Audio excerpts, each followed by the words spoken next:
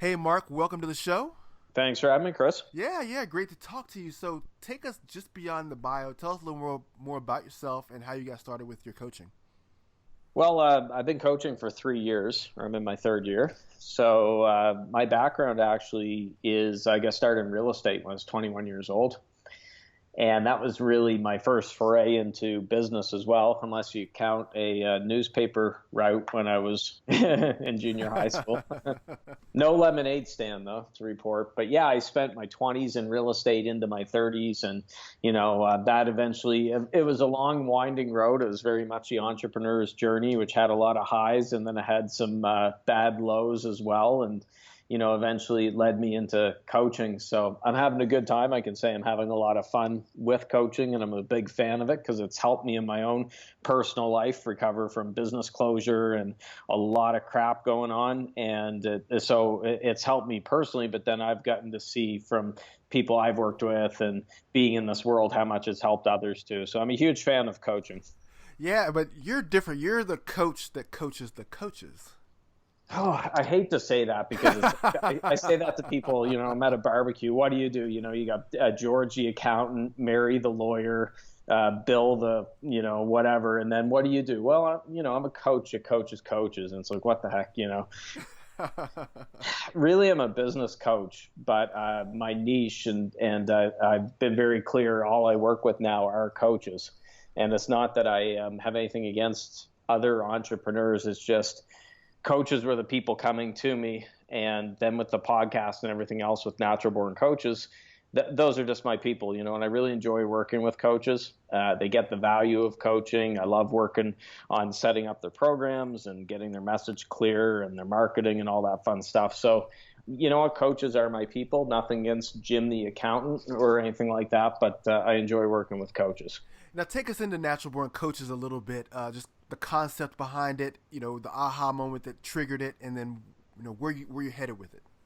Yeah, I mean, I launched a show November 2014, and I'd actually listened to podcasts for years. I was kind of an early fan of podcasts when, podcasts I think have been around since roughly 2005, give or take, and had been listening since 2008, which is pretty early in the podcast world, but I'd never thought of actually doing a podcast. So when I was looking for ways to get my business out there, and I thought, am I really going to hammer video, or, is it going to be writing? you can, I guess, the feeling there with writing. Is it going to be, what's it going to be? And I just thought, wow, you know what? Podcasts are something I've listened to for a long time. I've enjoyed them, and this would be really cool. So I dove in and learned how to podcast. And at the time when I looked into it, there were a lot of more podcasts were popping up for the business side. Like you've got the Entrepreneur on Fire type podcast, like general entrepreneurship for any entrepreneur. But I noticed that there was definitely a gap in the marketplace for shows just for coaches, directed at them. So I thought, we really need to get a podcast out there just for coaches. And that's how Natural Born Coaches was born. And here we are, as we're recording this, 430 episodes later. So yeah, time flies when you're having fun. Wow, 430 episodes since 2014. How often are you producing episodes? Well, the show when it started was 7 days a week. Then when I got out of the mental hospital, no, I'm just kidding. Although it felt like that at times. Oh yeah, it certainly can. Yeah, one flew over the cuckoo's nest. It was a daily show when it came out of the gate. So for the first 200 episodes, it was 7 days a week. And I was editing my own show. Luckily now my brother Matt, he has a podcast editing company. He's got people with him and he handles it. And I very gladly handed it off to him about a year ago and said, knock your socks off because I hate editing. So I did my own stuff, daily 200 episodes. Then when we hit the 200 episode mark in the summer 2015, I scaled it back to 5 days a week because I had people saying, Mark, we can't keep up with the show. It's too much. You're just dumping them onto people. And so I went to 5 days a week. And then just until earlier this year, I switched to a twice a day a format, which I did it for my business because there's certain things that I need to do, like write my book, finish that book.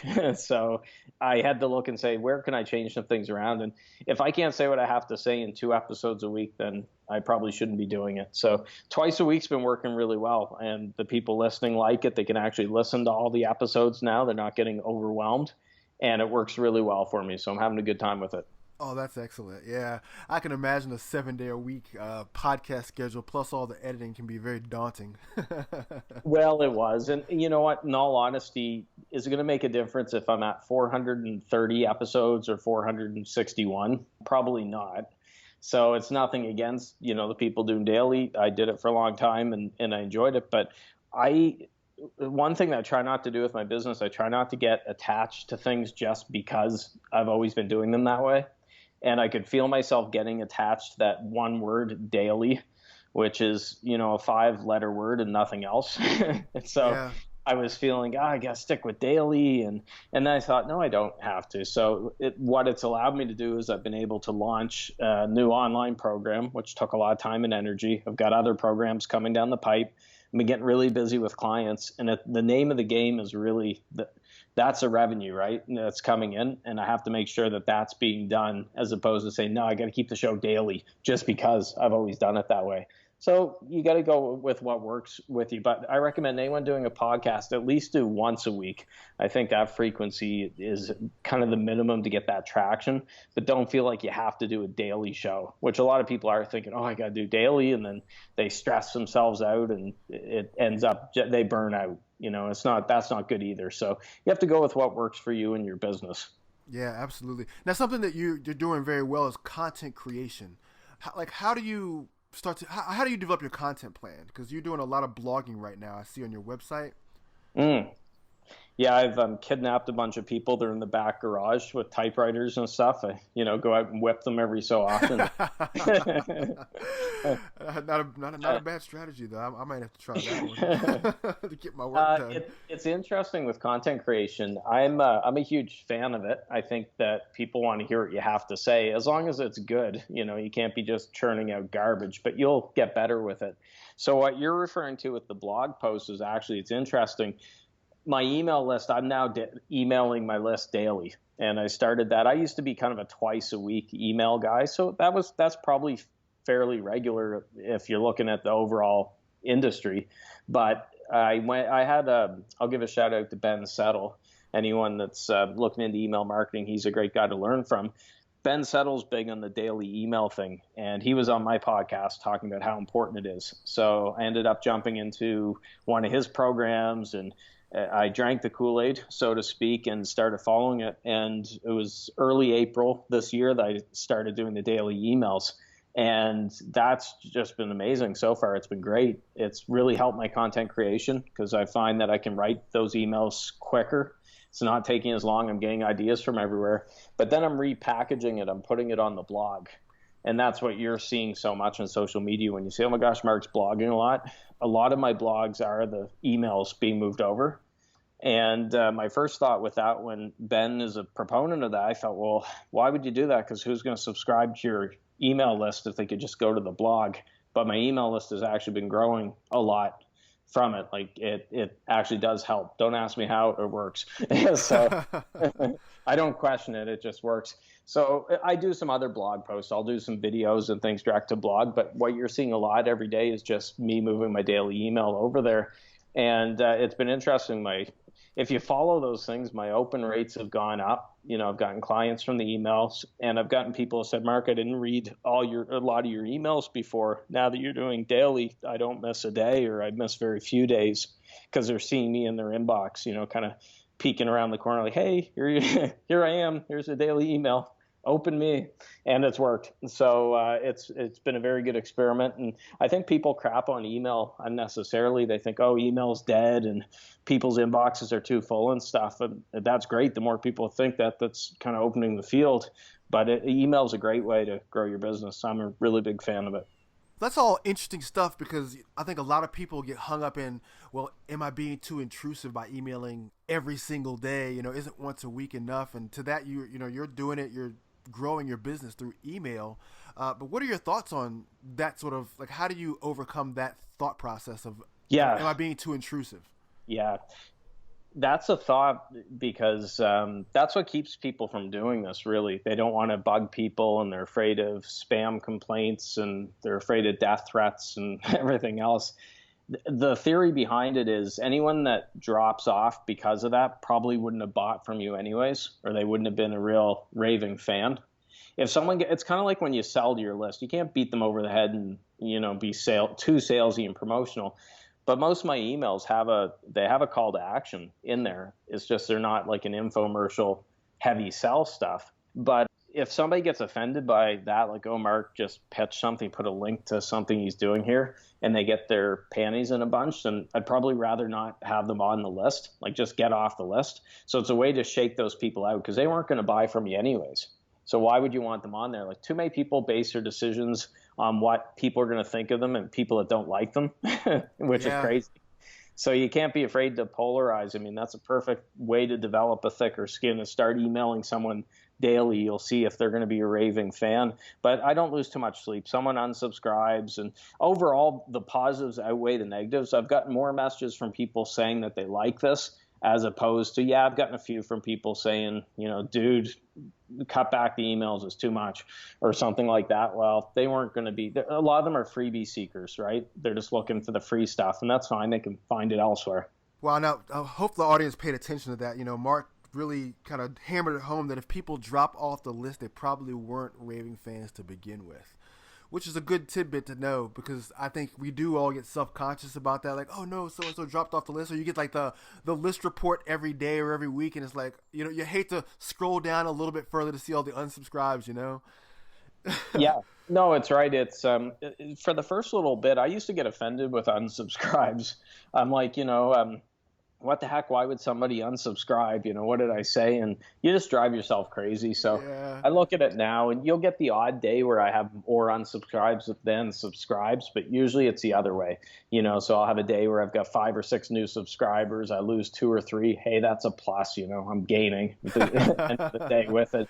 But you can't really worry about that. I'd rather have a list if let's say you had a list of 1,000 people, but they were those raving fans and they were eating up what you were sending them and they just really liked what you're doing. I'd rather have that list of 1,000 people than a list of 5 or 10,000 people that just weren't going to buy and they were those freebie seekers, and they get offended. If you try to actually treat it like a business and sell something, heaven forbid, they get all offended. So I don't look at the size of the list so much. I think that the name of the game is really just a community that you're building and clients that you're getting, and sales out of it will come if you get the right people. Yeah, well, meanwhile, they happily accept Target's emails every day. So that's how you know the difference. Hey, you want their emails, but you don't want mine? Oh, I know. My favorite ones are people that opt into something, and then you send the emails, and then they act surprised. Why am I getting this? Well, let me see, because you gave me your email address. You inputted it. That's kind of a neat system here. I didn't just choose you out of the blue to say, I'm going to start harassing this guy, right? Yeah. But one tip I will give, and it's something that I've done and it's worked well, is in my initial email to them when they request my free resource, the opt-in, my initial email gives a heads up that, hey, I email daily, and here's why, and I give a couple points. And if you're not cool with it, then you should probably drop off. So I'm kind of chasing them away before. If they're going to stay on for a couple months, they get used to it and they like it, because they're fun emails. They're not boring. My writing style's really opened up, especially this year compared, the last year or so, compared to past years. So I like to have fun with the emails, and I don't mind being controversial at times and being a little bit salty with the language. And I warn people in that initial email that they get from me, just so they're not expecting Reverend Lovejoy, or his wife, what about the children? Oh, the children. So they know what to expect with it. So if somebody's going to drop off, that's fine. And some people have said to me, Marc, I like your emails, but I've just cleared my inbox. I've dropped every list. And it's funny. Some people, it's like they're breaking up with you. They're sending an email and they're like giving all these reasons for it. And I'm like, I really appreciate it. But, it wasn't necessary. It's not you, it's me. It's Yeah, that's the one thing I've learned about emails, that you have to develop a thick skin, because sometimes you're going to open the daily report and you're going to see a name that you're very familiar with. Like, or you're going to see that red Yeah, that red box. I don't know about you. I use Aweber. So Aweber tells your stats, like your new subscribers, your unsubscribes, but then you see your click through, open rate, click through rate, bounce rate, and so on. But then you see spam complaints, which I don't get many of them, but I had one the other day. I see this red, it's like a big friggin' zit right in the middle of my Aweber page, and I'm like, yeah, well, there's some people that are going to complain about anything. You can be the best person in the world giving the most help and everything, they're still going to find a way to complain because they're miserable. So what can you do? Yeah, now you have the opt-in on your website for people who naturally opt in, but like when you go to events or you find people who give you their cards, how do you deal with permission? Do you just add them to your list and then let them know, hey, I'm going to add you to my list, or how does that work? No, I just throw them on with. No, I'm just kidding. I don't do that. You'll get the spam police after you. Well, very simple answer for me is I don't do a ton of events because I'm in Eastern Canada, Atlantic Canada, and my business is all over. So I'm dealing with people in the U.S. I've got some clients in the U.K., Dubai, and so on. I'm not in even your neck of the woods or in California or something where I'm going to a bunch of events. Here I'm working specifically with coaches, and there's not a lot of coaches here in my area anyways. So it's not really an issue for me because it's not like I'm going to a ton of networking events, because I would have like one guy named Bob and a woman named Mary that could be potential clients in my home city. So I would probably starve if I focused on those two coaches, right? So it's a little more than that. But yeah, but the way to handle it, if you do, because I have gone to events and I just ask them, it's very, not tech savvy or hands off or anything. I bumped into actually someone that was taking my mom out to Mother's Day as we record this. It was last week. And I bumped into someone I knew at the restaurant, and he got asked what I was up to and got talking to him. So I mentioned to him because he said, I'd love to keep up with what you're doing. I said, great. Do you want to go on my email list? And if you want, let me know. And he said, yeah, sign me up. So he'll still get the opt-in first. He has to give the approval, right? Like the consent with it. So that's the best way to handle it. Awesome. Now you said that by writing daily emails, you got better at writing, you're feeding better content. What goes into your emails? Like what sort of topics are you writing about that you can write every single day? Oh, boys. Yeah, that's a hard question to answer in a really quick, kind of concise talking point. I talk about everything. I mean, everything draws back to my target customer, client, my community are coaches, right? So, but I'll draw in things like pop culture, songs, TV, movies I watched, just things I noticed day to day life. It's kind of like Seinfeld or something. And you see something going on. And I think Ben Settle talked about that in one of his books too. What happens the more that you write them, you see something that should have absolutely nothing to do with email. And you think that would make a great email because it could be, I'm trying to think of an example.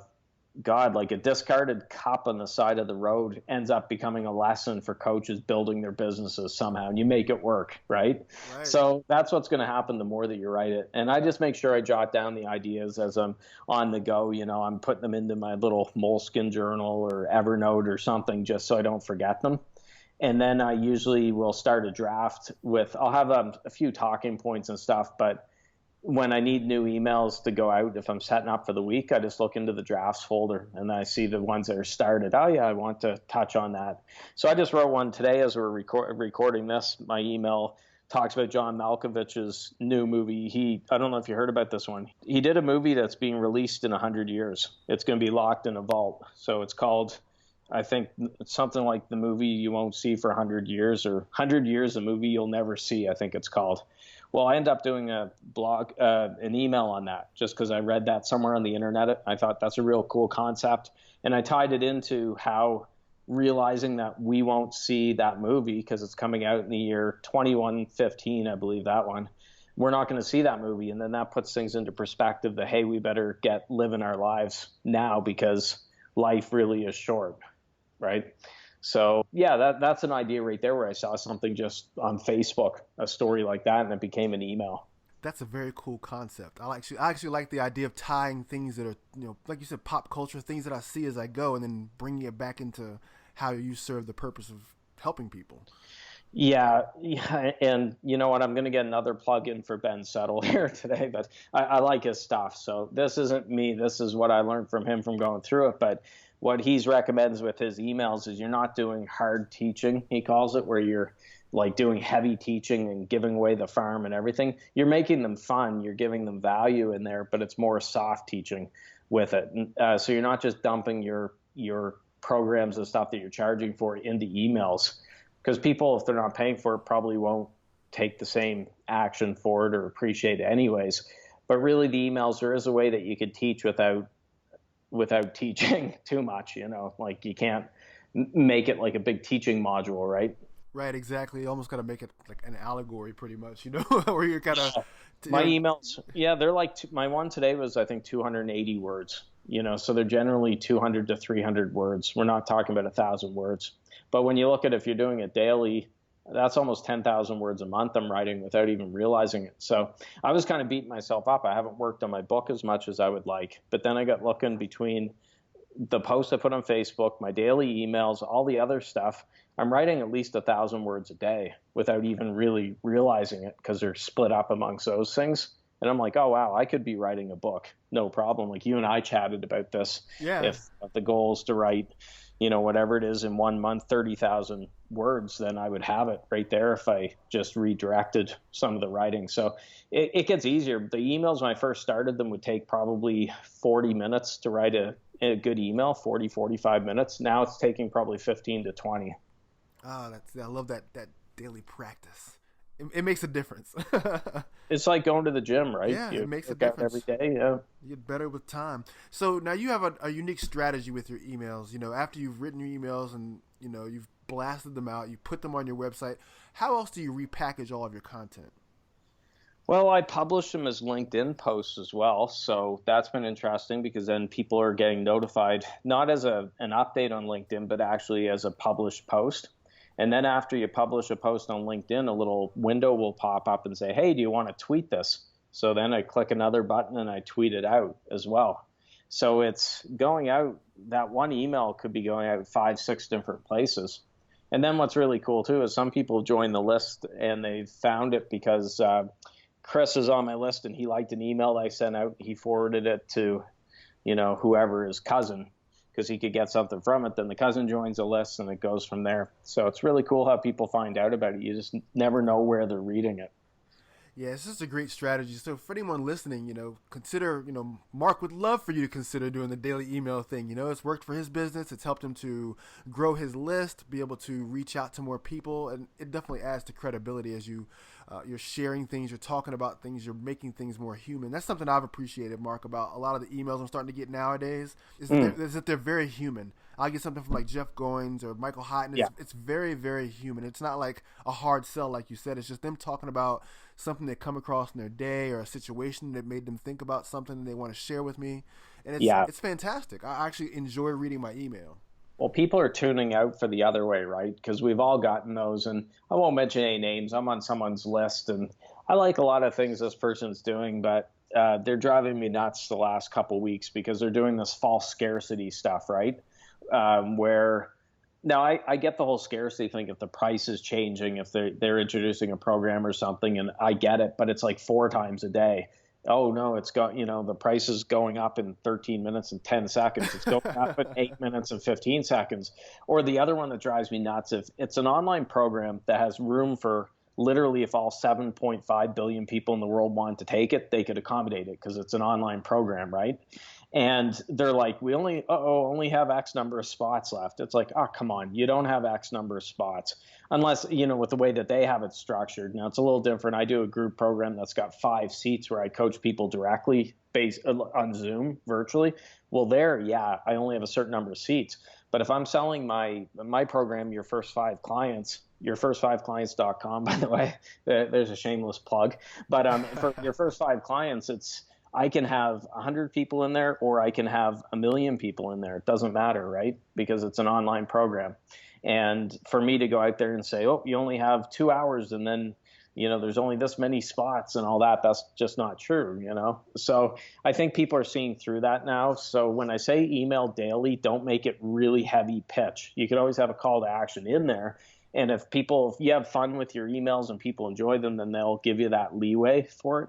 But don't make the mistake of some of the gurus out there just in constant pitch mode 24/7, you know? Yeah, no, I've gotten some of those emails too. I understand exactly what you're talking about. I'm all for selling. You got to sell to, Yeah. you're in business, so I don't mind being sold to. I stay on those lists because I want to see how not to do it. It's great for me. I'm learning from them, but that's the only reason I stay on them. I was on, and God, I will mention this name. I'm sure he's got some good stuff, but Ty Lopez, the Lambo guy, Oh, yeah, yeah, yeah. Lamborghini in the garage, I was on his list because, Knowledge.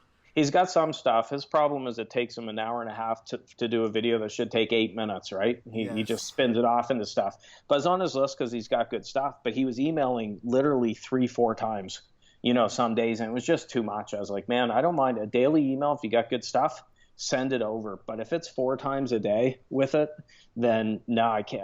For me, I dropped off the list or whatever. But yeah. At that point, just pick up the phone and call me, man. If we're gonna talk that often, just text me, man. Yeah, that's right. He's gonna come out into his garage with his Lambo. The tires are flat and there's spray painted or something. But yeah, I don't know. I think people will give you, like I said, some leeway. They can appreciate, hey, you're in business if you're bringing value. I just didn't find enough value for 4 emails a day. Like when I'm hearing from him more than family, there's a bit of an issue. Yeah, no, you're right. But that's the thing you keep bringing up, which is very important for our audience to get is value, value, value. Making sure that whatever you send out has some sort of value. It's got to be more than, which I was finding from him and from some others is, I read a quote in a book today. Mark Twain once said, blank, by the way, you got to buy this right now, blah, blah, just hit them right over the head or something like that. Like that's a little different.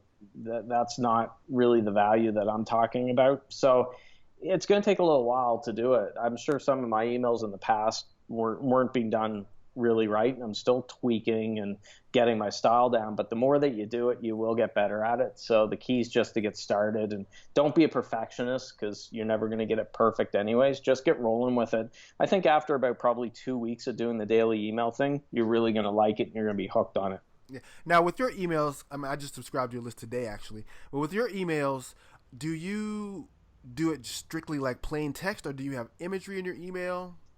Yeah, you know what? I do very plain, and there's a reason why. I don't know about you, but when I'm on an email list and it's got the real fancy banner, and it almost feels like it's going out to 1,000 people, that it's very, I don't know how to explain it, manufactured, right? Now, I know some people do it, and they do it well, but I like sending it out just like I was sending you an email. So I'm not into using Chris 10 times in an email, with the first name. Because people, I think, see through that too. That might have been good 5 years ago, but I just write it very plain. There's not graphics and all this other stuff. I try to make it look as little as a newsletter as possible because when I get newsletters sent to me, I tend not to read them as much. I like the Ben Settle, Dan Meredith's another one. I'm on his list, and he sends it very casual, no imagery and all that other stuff. That's how I like it. I like keeping it plain and just sending it that way. Some people say, "Oh God, no, that's ugly that way. You should be doing it with all these fancy graphics. You can do this on Canva and all that stuff." I just think that it feels a little bit manufactured that way. So just try your best to keep the authenticity. Yeah, that's right. Yeah. Now, you mentioned a little bit ago that you're working on a book. You want to talk about that a little bit? Yeah, I mean, I'm keeping it a little bit under wraps, not to be too coy, but yeah, what I'm doing is I'm writing the book that I probably couldn't have written 3 years ago because I've seen a lot more in the last 3 years working with coaches. So what I didn't want to do is I didn't want to write nothing against, the flowery self-help type books, but there's enough of them out there. So the way that I approached it is I'm writing for that coach that wants to build a successful coaching business, but they don't know how. And the way that I got around writing it, and I've written a fair bit in there already, is I thought, okay, I'm going to pretend that my future hinges on the success of the reader. So if the reader succeeds, then I get fame and wealth, riches galore, 20 virgin wives, whatever, the whole 9 yards. I get everything. But if that reader fails, then I lose it all. So there's my motivation for writing it. And I wrote it almost as if we're just sitting down in a booth somewhere having a bite to eat. And I'm just sharing, what I wish I'd known when I started as a coach, because I've made all the mistakes. I've learned the good, the bad, the ugly. So it's very candid style. I didn't want to make it flowery, and I didn't want to make it, like a lot of those books out there that, rah, rah, you can do it, just dream it and believe it and all that stuff, because that's already out there. It's very candid, which I think I've lost some patience the longer I've been in the coaching business. I get frustrated by seeing people that could be doing well, but they just don't know how to do it. And then if they drop off and get out of the business, a lot of people suffer. I mean, they suffer, their family suffers, but every one of those coaches that fail and leave, they could have made a really big impact in a lot of other lives, right? So that's the approach I took with it. So it's going to be interesting. Nice. I can't wait. Yeah. That'll be interesting. Yeah, writing books is just this. It's so much fun to write books, once you get past all the frustration and sorting things out and you get to that finished product, it's like, man, I should do this again. Well, that was the problem. I wrote a book before a few years back, and it just felt like 99% of the books out there. I didn't feel like it was bringing enough new out there. So I think part of it when people write is they're thinking too much about what other people will think and stuff. So I said, I'm going to take the approach where I don't care. I'm just going to look to give the most benefit to the reader that's trying to build a successful coaching business, and not care about all the other stuff. So I know some people will say, it wasn't my style. He said crap on page 172 or something like that. I've actually had emails from people saying, I like your stuff, Marc, but you said a word that didn't energetically align with me. So if you could clean it up, I'd really appreciate it, or something like that. And it's not that I'm dropping the F-bomb every second word, but it was like crap or BS or something I said. And I'm like, oh, come on. Are we really that touchy? And those are the type of people you chase from your list. Yeah, sweep them out. Oh, yeah. Like, why? You don't want to, because then in the back of your mind, you're going to be filtering everything you say because of Mary in I don't know, Boise, Idaho once I know she sent that email. She didn't like me say this word, so I got to change it. And then you're going to drive yourself crazy. Now, something I want to ask you about with email. I know that there's some people, I've been on their list before, but I get busy, life happens, and I don't open the emails as often. And then all of a sudden I realized they must be checking the open rates and kicking me off the list. What are your thoughts on that? Yeah, I get some emails I noticed lately. I've been getting some saying subject line is, what did I do to you? Or are you mad at me? You haven't opened an email in 6 years. Like, what did I do to you? Or did I sleep with your wife? Or all these crazy subject lines, right? Yeah, I don't know. I mean, for me, I would think the way to do it, if your email provider can set it up that way, is to send a quick message out without, depending, you don't have to use a corny subject line, but sometimes they just need a bit of a nudge. Hey, I've missed you. If Chris, you were on mine and I was sending one out like that. Hey, Chris, I noticed you hadn't opened up an email in a while. I know life gets busy. Just curious, is there any reason in particular why you haven't? I'm always open for feedback or something. Sometimes you can get some really cool things coming from that too, but I'm not a really big fan of guilting them. There's another guru out there, I won't say who it is, but a big name that a lot of people would know. And his emails, if you don't take advantage of some of the offers out there, you'll get an email like the next day saying, why do you hate money, Marc? Do you not like money or something like that? And I feel like answering back and saying, yeah, you got me there. I hate money. You got me. And just things like that. I know what they're trying to do. They're trying to be edgy and stuff. The other thing I hate to see when people say RE, RE, our last conversation or something, they try to make it look like it's a real email, like a personal email, just to trick you into opening it. And I'm not big on that either, because if you fall for it and you open it, you realize it's being sent out to 10,000 people, you kind of feel like, that was kind of crappy, to do that too. So you don't have to be spammy. You don't have to use all these, quote, ninja tricks that a lot of the gurus are using and stuff like that. In fact, I think a lot of the big names would probably do better if they change their approach in certain regards, but it's their business. But I don't think you should try to trick the subscribers. You don't have to, you just put out good content, you're consistent with your emails, and you'll get traction. Yeah, I know. I see that on some websites, just, for the email list subscribe. It's like, sign up to get this free guide, and it's like, and then like you scroll down, it's like the no thanks, I'm good. I don't need to get subscribers. I'm perfectly okay. I'm like, come on, man, really? Can I just read your blog? Yeah, don't try to guilt me into it. Yeah, uh, fun stuff. Oh, I know. So, do you have any kind of parting wisdom in the email front? Like, anything that you want to tell our audience about just using email, being effective with it, not being obnoxious? Sign up for my list. For the very least, I mean, well, it depends. If you're really sensitive and stuff, don't sign up for it. But if you want to sign up for my list, go to naturalborncoaches.com, and then you can at least get a feel for the length of my emails and kind of what I'm doing with it. But I would recommend that you sign up to some email lists, but do it with a separate email. Don't use your main one, because then it's going to get gunked up. So I have a separate Gmail that I use for when I'm checking out people's email marketing or what are they doing with lead magnets and so on. And that's the best market research you can do. So you're not copying them or whatever, but you're seeing, okay, that I like what Chris is doing here, but I didn't like this, or whatever. It's kind of like you and I chatted about before. You keep a folder, I know, electronically and hard copy for swipe copy and swipe files. Well, you could do that as well for email. So that would be my parting suggestion is I think you have to read good and bad emails just to get a feel for how people are doing them. And then you'll know what you like and what you don't like, and you can incorporate that into your own writing. Awesome. Hey, actually, I have one more question for you, too. Yeah. So what do you think is the best treatment for subject lines? The number one goal, I think it was Gary Halbert said it, is to get them to open it. So curiosity, which kind of contradicts, because I know I was bashing earlier the real tricky ones to get people to open them. I'm trying to think of a good example for mine. Oh, I've had ones that have gotten higher open rates for different reasons, but you know what? None come to mind right now that I could just spit out that I say you should do this. But I think the name of the game is to get them to open it. I don't use the first name approach when I'm using the bracket with something like, hey, how are you doing today, Chris?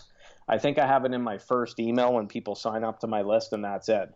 So my number one goal is I'm getting more provocative. So, I'll give you a perfect example of an email I'm working on that's going out. I know I'll probably get crapped on by some people for it, but the email subject line is going to be something along the lines of, how did I put it? I'm usually not a fan of animal cruelty, but ... And the email, and then the email is you can have a successful coaching business by doing it different ways. There's more than one way to skin a cat. So that's kind of the joke, right? More than one way to skin a cat. And I know I'm probably going to get some PETA, people or something that are going to just like rip me a new one, but I'm going to try it and just put it out there. But something like that, I would think if you read it so I think a lot of people would think, okay, that's, I get it. That's kind of funny. And then there's going to be the Reverend Lovejoys or Mrs. Lovejoys that don't like it, but that's fine. There's an example there. I mean, you put something like that out there. The email going out tomorrow is it's not you, it's me. And it's talking about breakups, and it's talking about I mentioned earlier in this interview, how some people, when they unsubscribe to my list, send me a long explanation like it's a relationship breakup. And the point being that I don't get too worked up about people that are leaving that, because they're not probably going to be the clients I'm looking for, the customers. So just fun little subject lines like that. Avoid something boring. I mean, boring's not good. People are getting enough boring as is, so make it kind of interesting. Awesome, man. Thank you so much, Mark. So tell our audience how they can get a hold of you and find you online. Yeah, best spot, naturalborncoaches.com. All right. You have been with Chris Jones and Marc Mawhinney. We're having a good time here today talking about email and the importance of using email to your advantage. Mark, thanks so much for joining me. Yeah, thanks, Chris. Yeah, we'll talk to you soon. Okay.